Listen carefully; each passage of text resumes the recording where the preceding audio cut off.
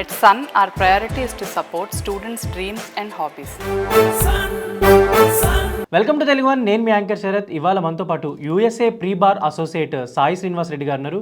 Sir నమస్తే అండి. Sir నమస్తే sir. Yeah, so last time మనం కొన్ని టాపిక్స్ గురించి డిస్కస్ చేసుకున్నాం. వీసా గురించి అవ్వచ్చు, ఇంకా చాలా విషయాలు. అండ్ ఇప్పుడు అంటే ఎవ్రీ వీక్ మనం అలా కంటిన్యూస్గా ఒక ఎపిసోడ్స్ గురించి మనం డిస్కస్ చేస్తూ ఉంటాం. అండ్ ఈ వీక్ కూడా ఒక టాపిక్ గురించి మీతో మాట్లాడదాం అనుకుంటున్నాను. And that is visa bond pilot program. అసలు ఈ వీసా బాండ్ పైలట్ ప్రోగ్రామ్ అంటే ఏంటి? అసలు దీని గురించి ఫస్ట్ మన ఆడియన్స్కి వివరిస్తారా సార్? సార్ నేను ఒక చాలా సింపుల్ గా చెప్పాలనుకుంటున్నాను. ఎందుకంటే ఇది వీసా బాండ్ రిక్వైర్మెంట్ అంటే పైలట్ ప్రోగ్రామ్ అనేది చాలా కొత్తది. అంటే ఎప్పుడు మనం వెళ్ళలేదు. సో గత ఆల్మోస్ట్ లైక్ 40-50 సంవత్సరాల్లో ఇమిగ్రేషన్ విపరీతంగా ఉన్న స్టేజ్లలో కూడా ఎక్కడే కానీ దీని గురించి మనం వెళ్ళలేదు. సో కానీ ఈ రోజు కొత్తగా వింటున్నామని మనం చాలా మంది అనుకుంటున్నాము. సో కానీ ఇక్కడ అమెరికాలో కానీ ఇక్కడ ఉన్న చట్టాల్లో కానీ ఎప్పుడు నుండో ఈ వీసా బాండ్ అనేది ఎప్పుడు నుండో ఉంది. ఇది సింపుల్ గా చెప్పాలంటే నార్మల్ గా సో మీరు ఎప్పుడన్నా కానీ ఇప్పుడు మనం అంటే ఎగ్జాంపుల్ గా చెప్పాలనుకుంటున్నాను. ఇప్పుడు మనం ఎప్పుడన్నా సో జైలుకు పోయి మనల్ని బెయిల్ మీద రిలీజ్ చేయాలనుకున్నప్పుడు కోర్టు బాండ్ లేదా షూరిటీ అడుగుతుంది. సో ఎందుకు అడుగుతుంది? ఎప్పుడెప్పుడు వాయిదాలు ఉంటుందో మళ్ళీ మీరు ఆ రోజు అటెండ్ అవుతారు. ఒకవేళ ఆ రోజు వాయిదాలు రాకపోతే మీరు ఆ బాండ్ అనేది ఫర్ఫిట్ అయిపోతుంది అని చెప్తారు. సో సేమ్ అట్లాంటిదే ఈ వీసా బాండ్ రిక్వైర్మెంట్ అనేది. సో నార్మల్ గా ఇది ఏం చేస్తుంది అంటే ఎవరెవరు అమెరికాకి రావాలనుకుంటున్నారు అంటే కొన్ని దేశాలని ఆల్రెడీ సెలెక్ట్ చేస్తారు వీళ్ళు. వాళ్ళు ఏం చేయాలంటే వచ్చేటప్పుడు సుమారు 5,000 నుండి 15,000 లోపు డబ్బులు కట్టి ముందే బాండ్ రిక్వైర్మెంట్ పెట్టి దాని తర్వాత వాళ్ళు మాకు స్వతహాగా మేము వాలంటరీగా మళ్ళీ మేము ఇండియాకి కానీ మా దేశాలకు వెళ్ళిపోతాము ఈ టైం ఫ్రేమ్ లో అని వాళ్ళు చెప్పడానికి వీసా బాండ్ అనేది అంటారు. ఓకే, అంటే ఇది అంటే ఎన్ని మంత్స్ వరకు వ్యాలిడిటీ ఉంటుంది దీనికి రూల్స్ అండ్ రెగ్యులేషన్స్ ఎలా ఫ్రేమ్ చేశారు ఏంటనేది? అంటే $5,000 నుంచి $15,000 వరకు పే చేయాల్సి ఉంటుందని అన్నారు. సో దీని టైం ఫ్రేమ్ ఎలా ఉంటుంది, ఎన్ని మంత్స్ వరకు వ్యాలిడిటీ ఉంటుంది, దీని యొక్క రూల్స్ అండ్ రెగ్యులేషన్స్ ఏమైనా చెప్తారు?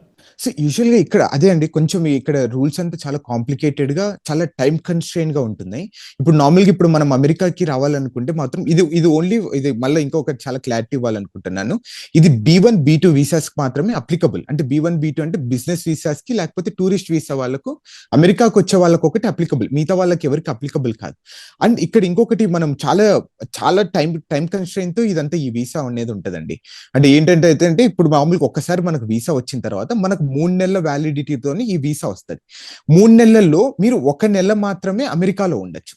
సో ఫర్ ఎగ్జాంపుల్ ఈ రోజు కనుక మనకు వీసా వచ్చింది అనుకో, ఈ రోజు వీసా వచ్చిన తర్వాత మనం సుమారు ఒక 10 రోజులు 15 రోజుల లోపల మనం ఆ డబ్బులు కట్టిన తర్వాత మనకు వీసా అనేది ఇస్తారు. అది 3 months కి ఇస్తారు. 3 months లోపల దాని తర్వాత మామూలుగా ఇక్కడికి అమెరికాకు వచ్చిన తర్వాత సుమారు ఒక నెల రోజుల లోపలే మళ్ళీ రిటర్న్ మన దేశానికి మనం వెళ్ళిపోవాలని చెప్తున్నారు.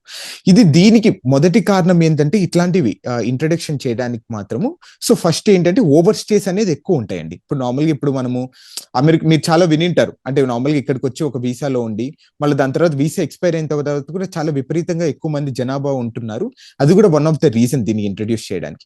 అండ్ ఇంకొకటి ఏంటంటే మీరు బాగా చూసి ఉంటారు అంటే కొన్ని దేశాలలో ఏమైతుంది అంటే సివిల్ అన్రెస్ట్ కానీ సివిల్ వార్ అనేది ఎప్పుడు నడుస్తూనే ఉంటది. అంటే అక్కడ సరిగ్గా డాక్యుమెంటేషన్ కానీ ఇవన్నీ సరిగ్గా ఇష్యూ చేయరు. సో దానికి కూడా వన్ ఆఫ్ ద రీజన్ ఇవన్నీ పెట్టడానికి. అయితే ఇప్పుడు అయితే గతంలో ట్రంప్ వచ్చినప్పుడు దీన్ని స్టార్ట్ చేశారా? అంటే ఈ ప్రోగ్రామ్ అనేది గతంలో ట్రంప్ వచ్చినప్పుడు స్టార్ట్ చేశారా? యూజువల్ గా ఇది 2020 నవంబర్ ఇది ఆల్రెడీ ఇంట్రడ్యూస్ చేయడం జరిగింది. అంటే ఆ రోజు 2020 నవంబర్ అంటే సో బైడెన్ అడ్మినిస్ట్రేషన్ అప్పుడే జస్ట్ స్టార్ట్ అయిన లేదు, లేకపోతే గెలిచింటాడు Biden administration. So Trump administration లో దానికన్నా ముందు ఎప్పుడన్నా ఆ ఫేస్ లో ఉంటా బైడెన్ అడ్మినిస్ట్రేషన్ లో ఇది ఇంప్లిమెంటేషన్ కావడం జరిగింది. ఆ రోజు ఏమైతుందంటే 200 నుండి 300 మందికి వీసా బాండ్స్ అనేది ఇష్యూ చేశారు. అంటే అప్పుడు నాకు తెలిసి చాలా తక్కువ అమౌంట్స్ కూడా అనుకుంటున్నాను. అంటే సుమారు 5,000 నుండి 10,000 లోపలే ఆ రోజు ఇచ్చినట్టున్నారు. ఆ రోజున్న సమస్యలు ఏంటంటే ఆ రోజు ఇంత ఆధునికంగా కానీ ఇంత ఆధునిక ఇంటర్నెట్ ఉండడం కానీ కొంచెం చాలా తక్కువ ఉండడం వల్ల లేకపోతే ఈ డిపార్ట్మెంట్స్ వేరియస్ డిపార్ట్మెంట్స్ లో కోఆర్డినేషన్ ఉండేది కాదు.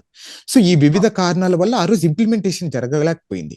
సో కానీ ఇప్పుడు ఏమైతుందంటే ఈ రోజు కొంచెం బాగా అంటే ఇంటర్నెట్ కానీ లేకపోతే ఏఐ రాయడం వల్ల మంచి కోఆర్డినేషన్ అంటే డొమెస్టిక్ ఆఫ్ హోమ్లాండ్ సెక్యూరిటీ కానీ యుఎస్సిఎస్ కానీ డిఓఎస్ కానీ విపరీతమైన మంచి కోఆర్డినేషన్ ఉంది. ఎందుకంటే ఇప్పుడు సింపుల్ గా ఒక చిన్న మెసేజ్ చేస్తేనే వాళ్ళ క్లియర్ గా డీటెయిల్స్ వస్తున్నాయి. సో అలాంటి వివిధ రకాలమైన ఇంటెన్షన్స్ ఈ రోజు కొంచెం ఇంప్లిమెంట్ చేయాలి. ఈ రోజు సుమారు 2,000 నుండి 3,000 మందికి వీసా బాండ్స్ అనేది ఇష్యూ చేస్తామని చెప్తున్నారు. ఒకవేళ అంటే అప్పుడు ఎందుకని అంటే మీరు ఇప్పుడు చెప్పారు ఇంప్లిమెంట్ అవ్వలేదు సరిగా అని. ఒకవేళ ఇంప్లిమెంట్ అయ్యి ఉంటే ఎలాంటి యూజెస్ ఉండేవి దీని పరంగా? సో యూజువల్ గా మనకైతే చాలా బర్డన్ గా ఉండేది టూరిస్ట్ వీసాస్ కానీ బిజినెస్ వీసాస్ కానీ. అమెరికాకి ఏమైపోతుంది అంటే అమెరికా కొంచెం డబ్బులు వచ్చేది, సో దానివల్ల రెవెన్యూ ట్రాన్సాక్షన్స్ అనేది విపరీతంగా ఉండేదని నేను అనుకుంటాను. అండ్ ఇక్కడ ఇంకొక ఆ రోజు వన్ ఆఫ్ ద రీజన్ అంటే మీరు ఇందాక అడుగుతున్నారు కదా ఎందుకు ఇంప్లిమెంట్ కాలేదు అంటే, ఆ రోజు ఇది ఏమైతుంది అంటే వీసా బాండ్ అనేది ఏంటి, మనం ఒకసారి డబ్బులు కట్టాలి అక్కడ ఎవరికైనా $15,000 డబ్బులు కట్టిన తర్వాత వాళ్ళు మనకు రిటర్న్ ఇస్తారు, మనం ఒక పర్టికులర్ టైం ఫ్రేమ్ తర్వాత ఇండియాకి రిటర్న్ వెళ్ళిపోయిన తర్వాత. ఇది ఎలా రిటర్న్ ఇవ్వాలి, ఎన్ని రోజుల లోపల రిటర్న్ ఇవ్వాలి, ఎవరి దగ్గర ఈ డబ్బులు ఉంటుంది అనేది సో చాలా వివిధమైన కోణాలలో వీళ్ళు ఆలోచించాలి కదా. ఎందుకంటే ఒకసారి డబ్బులు కట్టిన తర్వాత దాన్ని రిటర్న్ ఇవ్వడం కూడా చాలా ఇంపార్టెంట్. సో అట్లాంటి కన్స్ట్రెయింట్స్ వల్ల ఆ రోజు ఇంప్లిమెంటేషన్ కాలేకపోయింది. అయితే ఇప్పుడు ఏదైతే $5,000 అవ్వచ్చు, $10,000, $15,000 ఇలా వీసా బాండ్ కోసం మనం పే చేసిన డబ్బులు అసలు మళ్ళీ తిరిగి ఇస్తారా, మనం తిరిగి వాటిని పొందొచ్చా, అసలు అలాంటి ప్రొసీజర్ ఏమన్నా ఉందా? సో యూజువల్ గా ఇదే అండి, ఇప్పుడు August 20 నుండి అది ఇంప్లిమెంటేషన్ అవుతుంది. సో ఇక్కడే మనకు చాలా ప్రాబ్లమాటిక్ గా ఉంటుంది. అంటే సో ఎప్పుడైనా కానీ గవర్నమెంట్ కి జనరల్ గా ఒక పర్సెప్షన్ ఏముంటుంది అంటే ఒకసారి మనం డబ్బులు కట్టడం రిటర్న్ తీసుకోవడం చాలా కష్టంగా ఉంటుంది గవర్నమెంట్. సేమ్ ఈ వీసా బాండ్ లో కూడా అట్లాంటి ప్రాబ్లమ్స్ మనం ఫేస్ చేయొచ్చు. ఏమైతుందంటే ఒకసారి ఎక్కడే కానీ రీఫండ్ ఆఫ్ ద అమౌంట్ కి టైం ఫ్రేమ్ అని ఇవ్వలేదు ఎక్కడే కానీ. అంటే ఈ రోజు మామూలుగా ఇక్కడ ఏం చెప్తున్నారంటే మీరు వీసా కంప్లీట్ అయ్యే రోజు కల్లా ముందే మీరు వెళ్ళిపోతే మీకు ఆ డబ్బులు క్లెయిమ్ చేసుకోవచ్చు అంటున్నారు. ఎలా క్లెయిమ్ చేసుకోవాలి, ఎన్ని రోజుల లోపల క్లెయిమ్ చేసుకోవచ్చు, అట్లనే దాని తర్వాత ఒకవేళ మనకి ఏదైనా డ్యూ టు సమ్ గ్లిచ్ కానీ అదేదైనా లేట్ అయిపోతే దానికి ఏమన్నా మనకు రీఫండ్ కానీ లేకపోతే కాంపన్సేషన్ కానీ దాని మీద వచ్చే ఇంట్రెస్ట్ కానీ మనకి ఏమైనా ఇస్తారా అనే దాని గురించి కూడా ఎక్కడ దీని గురించి వివరించడం లేదు. అంటే ఇవన్నీ ప్రాక్టికల్ ఇష్యూస్ అని August 20 తర్వాత నుండి బయటకు వస్తాయని నేను అనుకుంటున్నాను. అయితే హోల్ అమౌంట్ ఇచ్చేస్తారా, లేదా దాంట్లోంచి కూడా ఏదైనా కట్ చేయడం అలా ట్యాక్సెస్ రూపం కానీ ఇంకేమైనా కట్టింగ్స్ ఉంటాయా? అది సో చాలా చాలా మంచి క్వశ్చన్ అండి. ఇక్కడ యూజువల్ గా ఈ డబ్బులు మనం ఇచ్చిన తర్వాత ఇక్కడ ఏమైనా మైనర్ ట్రాన్సాక్షన్ ఛార్జెస్ అనేది పెట్టొచ్చు అని అయితే నేను అనుకుంటున్నాను. అంటే ఎందుకంటే ఈ ట్రాన్సాక్షన్ అనేది ఈ $15,000 ఇక్కడ నుండి మన దగ్గర నుండి సో యుఎస్ ట్రెజరీకి వెళ్ళడము, యుఎస్ ట్రెజరీ నుండి మళ్ళీ రిటర్న్ రావడం కారణం ఈ ట్రాన్సాక్షన్ ఫీ అనేది ఉంటుంది. అట్ లాస్ట్ ఏం చేస్తారంటే మన మీద బర్డెన్ పెట్టే అవకాశం కూడా ఉంటుంది. సో అట్లాంటి సందర్భాలు ఉన్నాయి. సో బట్ లెట్స్ సీ అండి, తప్పకుండా ఇదైతే ఒకసారి మీరు వీసా అనేది రూల్స్ వైలేట్ చేయకోకుండా మీరు మాత్రం రిటర్న్ వెళ్ళిపోతే మాత్రం తప్పకుండా మీ $15,000 ఎంత కట్టారో అదంతా రిటర్న్ ఇస్తుంది అయితే నేనైతే నమ్మకంగా ఉన్నాను. అయితే ప్రతి ప్రోగ్రామ్కి ప్రతి ఇది దానికి కూడా ఒక ప్రోస్ అండ్ కాన్స్ ఉంటాయి. ఇప్పుడు ఇలాంటి ప్రోగ్రామ్ ప్రవేశపెట్టడం ద్వారా వీళ్ళకంటే ఎలాంటి వ్యతిరేకత వచ్చింది? అంటే ఇలాంటి ప్రోగ్రామ్ ఇంప్లిమెంట్ చేస్తున్నాము వీసా బాండ్ గురించి చెప్పినప్పుడు అక్కడ ఎలాంటి వ్యతిరేకత వచ్చింది ఫస్ట్లో, ఇంతకుముందు ప్రవేశపెట్టినప్పుడు? అంటే స్టార్టింగ్ అంటే ముందు ప్రవేశపెట్టినప్పుడు ఆ రోజు కూడా సేమ్ ఇట్లానే ఫంక్ అయిపోయామండి. అంటే ఇదేమన్నా ఇండియాకి ఏమైనా ఇంప్లిమెంట్ అయిపోతుందా, అంటే ఇక్కడ ఎలా ప్రోగ్రెస్ అయిపోతుందని. అంటే ఇంకొకటి ఇక్కడ ఎందుకు వ్యతిరేకత వచ్చిందంటే ఇక్కడ ఫారిన్ మాన్యువల్ అని ఒకటి ఉంటుందండి, అంటే ఫారిన్ రూల్స్. అంటే ఇప్పుడు వివిధ దేశాలతో మనం సత్సంబంధాలు ఎలా పెట్టుకోవచ్చు, అంటే ఈ గ్లోబల్ మొబిలిటీ విషయంలో ఎలా పెట్టుకోవచ్చు అన్న సందర్భాలలో సో ఈ ఫారిన్ మాన్యువల్ అని తీయడం జరిగింది. దాంట్లో క్లియర్ గా రాసింది ఈ వీసా బాండ్ రిక్వైర్మెంట్స్ అనేది ఎప్పుడుండో ఉంది, కానీ దీన్ని ఎందుకు మనం ఇంప్లిమెంట్ చేయాలంటే చాలా కష్టంగా ఉంటది. ఇప్పుడు కొత్తగా వచ్చిన ఆఫీసర్స్ ఉంటారు, ఇప్పుడు నార్మల్ గా చాలా మంది యుఎస్సిఎస్ ఆఫీసర్స్ కానీ ఇమిగ్రేషన్ ఆఫీసర్స్ కానీ వాళ్ళు మళ్ళీ కొత్త రూల్స్ చదవాల్సిందే వచ్చే పరిస్థితి ఉంటది. అంటే కంప్లీట్ గా అంటే ఈ వీసా బాండ్ రిక్వైర్మెంట్ అంటే ఏంటి, ఇది ఎలా ఇంప్లిమెంట్ చేయాలి, ఎవరిని మనం అడగాలి, ఈ హైయర్ లెవెల్ ఎలా వెళ్ళాలి, ఎలా ట్రైనింగ్ తీసుకోవాలి, సో ఎలా మనం రీఫండ్ ఇవ్వాలి అనే దాని గురించి సో చాలా క్షుణ్ణంగా ట్రైనింగ్ అనేది ఉంటుంది. ఈ ట్రైనింగ్ అనేది ఇవ్వకపోతే చాలా ఇబ్బంది పడిపోయే అవకాశం ఉంటుందని ఆ రోజు కూడా ఈ వన్ ఆఫ్ ద రీజన్ అంటే మళ్ళీ మేము అడాప్ట్ కాలేము అనుకున్న సమయంలో అది ఇంప్లిమెంటేషన్ కాలేదని నేను అనుకుంటున్నాను. ఓకే. సో ఇప్పుడు అంటే మళ్ళీ August 20 తర్వాత ప్రవేశపెడుతున్నారు అంటున్నారు కాబట్టి ఇది ఎంతవరకు సక్సీడ్ అయ్యే ఛాన్సెస్ ఉన్నాయి? అసలు దీని గురించి ఏమన్నా చేంజెస్ కానీ అలా ఏమన్నా టర్మ్స్ అండ్ కండిషన్స్ ఏమైనా మార్చే ప్రయత్నాలు ఏమన్నా ఉన్నాయా? సో రైట్ నో అండి, ఇప్పుడు ఏమైతుందంటే మీకు ఆల్రెడీ తెలిసింటది, సుమారు 19 దేశాల నుండి అంటే వివిధ దేశాల నుండి అమెరికాకి రావడానికి వాళ్ళకి వీసాలందరూ కంప్లీట్ గా బ్యాన్ విధించారు. అంటే వాళ్ళ 19 దేశాల నుండి వచ్చే వాళ్ళందరూ తప్పకుండా ఇంకా అసలు అమెరికాకి రాలేరు డ్యూరింగ్ ద ట్రంప్ అడ్మినిస్ట్రేషన్. ఆ 19 కంట్రీలు మనం తీసేస్తే ఇప్పుడు కొత్త ఈ వీసా బాండ్ పైలట్ ప్రోగ్రామ్ కింద 2 కంట్రీస్ ని సెలెక్ట్ చేయడం జరిగింది. సో దాంట్లో మలావి అండ్ జాంబియా అనే దేశాలు, అంటే ఇప్పుడు మీరు మామూలుగా ఈ మలావి జాంబియా దేశాల గురించి మనం ఒకసారి ఆలోచించుకుంటేనే అక్కడ కొంచెం నిరుపేదమైన దేశాలు కానీ అక్కడ అగ్రికల్చర్ మీద ఎక్కువ డిపెండెంట్ అయ్యేది, లేకపోతే జీడిపిలో చాలా తక్కువ అమౌంట్ వచ్చే దేశాలని కానీ మనం అనుకుంటుంటాం. సో ఆ రెండు మీద దాని మీద ఫోకస్ చేశారు కాబట్టి so as of now we are safe అనుకుంటున్నాను. అంటే ఇండియా మాత్రం కంప్లీట్ గా సేఫ్ గా ఉంటుంది. అండ్ లెట్స్ సీ అండి, అంటే ఎలా ఇంప్లిమెంటేషన్ చేస్తారు అనేది కూడా మనకు త్వరలో తెలుస్తుందండి. సో మొత్తానికి అంటే వీసా బాండ్ పైలట్ ప్రోగ్రామ్ వల్ల అది ఓన్లీ అమెరికాకే బెనిఫిట్ అని చెప్తున్నారా? అంటే బెనిఫిట్స్ ఎక్కువ ఉంటాయి అంటున్నారా? ఆఫ్ కోర్స్ కండి. అంటే ఇప్పుడు డబ్బులు అనేది వస్తుంది కదండి వాళ్ళకు. అమెరికాకి అంటే సుమారు 15,000 నుండి ఇప్పుడు $15,000 ఇంటూ 3,000 మందికి ఇవ్వాలనుకుంటున్నారు. So you can calculate the amount. So ఒకవేళ ఎవరైనా కానీ దాన్ని వీసా చిన్న రూల్ వైలేట్ చేసినా కానీ ఆ 15,000 వాళ్ళకి రిటర్న్ రాదు.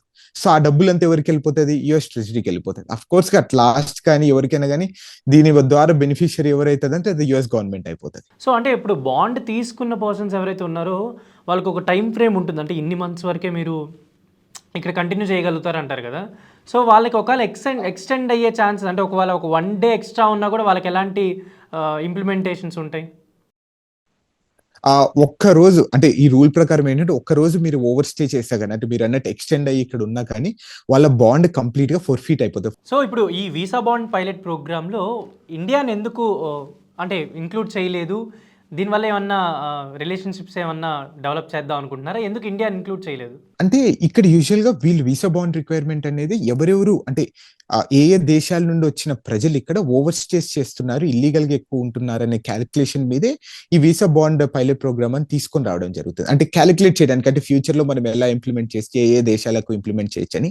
And we're so safe. అంటే ఇండియా చాలా అంటే మేబీ లైక్ మన వాళ్ళు కొంచెం రూల్స్ గురించి చాలా అవగాహన ఉండడం వల్ల చాలా వివిధ కారణాల వల్ల ఏమైందంటే ఇండియా నుండి అమెరికాకి ఈ B1 B2 మీద వచ్చే వాళ్ళు మాత్రము 1% అంటే 1% మాత్రమే ఓవర్ స్టేస్ చేస్తున్నారు. ఆ ఓవర్ స్టేస్ కూడా వివిధమైన కారణాల వల్ల, అంటే ఎమర్జెన్సీ సిచ్యువేషన్స్ కానీ, ఇక్కడ బాగాలేకపోవడం, వీళ్ళు వచ్చిన తర్వాత ఇక్కడ ఈ హోల్డర్స్ సరిగ్గా బాగాలేకపోవడం, లేకపోతే వీళ్ళ కొడుకో కూతురు బాగాలేకపోవడం వల్ల ఇలా వచ్చిన వాళ్ళు మాత్రమే ఓవర్ స్టేస్ చేస్తున్నారని కొంచెం ఆ నివేదిక అయితే ఉంది.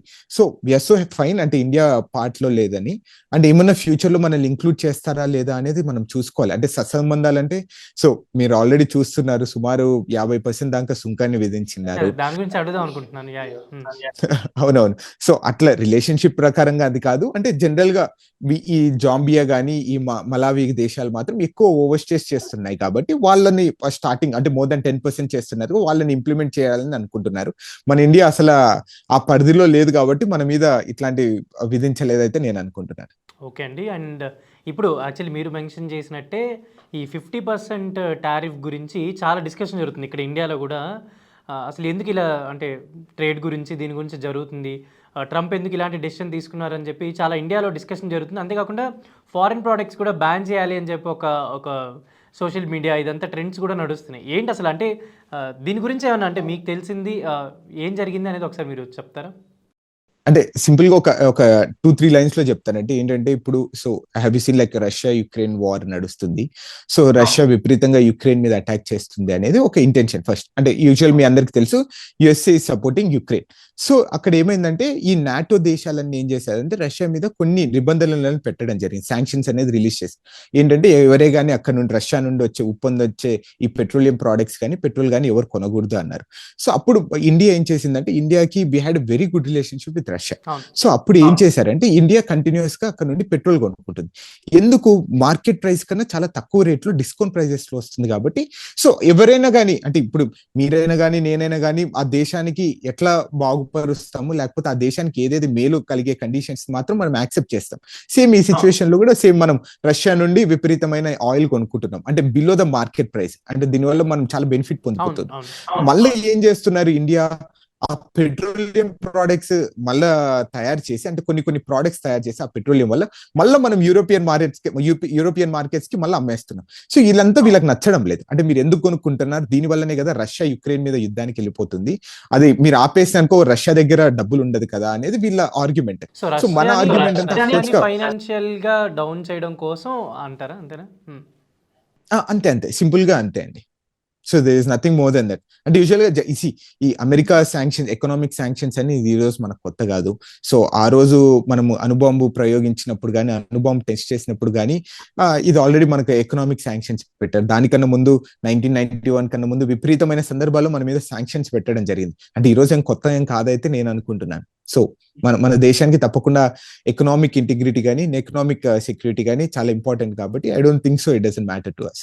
అయితే అంటే దీని గురించి నేను డిస్కస్ చేయడానికి కూడా ఇష్టపడట్లేదని ట్రంప్ స్టేట్మెంట్స్ అవ్వచ్చు, అంతేకాకుండా 50% అనేది చాలా హెవీ కదా, అంటే ఎక్కువ అమౌంట్ కదా. అంటే దీనికి ఎలా ఎలా that's true. దీనికి అంటే ఎలాంటి రియాక్షన్స్ ఉండొచ్చు అని అనుకుంటున్నారు? అంటే యూజువల్ గా అంటే మేబీ లైక్ డిప్లొమాటిక్ గానే వెళ్తారు అనుకుంటున్నాను. So because like so we need to have a very good relation with the developed nations like USA. నేనైతే అది అనుకుంటున్నాను, మంచి డిప్లొమాటిక్ గానే వెళ్ళిపోతారు, ఏదైనా కానీ కూర్చొని మాట్లాడతారని అయితే నేను అనుకుంటున్నాను.